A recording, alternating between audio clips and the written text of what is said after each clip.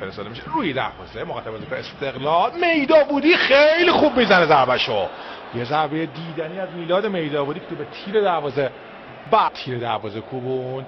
دوباره شوت محکم زد، این ضربه از راه دور.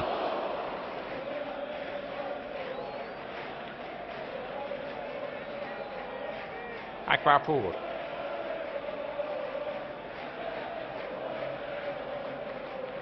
جانواریو پشت مهاجم جریمه میداودی. جانواریو ضربه رو میزنه توی دروازه گل برای تیم استقلال توسط فابیو جانواریو که بازگشت رویایی داشت به ترکیب تیم استقلال. ترکیب قشنگی رو انجام داده و توپ هم خوب زد فابیو جانواریو.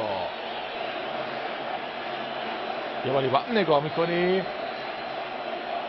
خوب زد ضربه رو روی زمین به گوشه دروازه. سیاوش اکبرپور، جانواریو، میداودی و با این ضربه محکم از پشت محوطه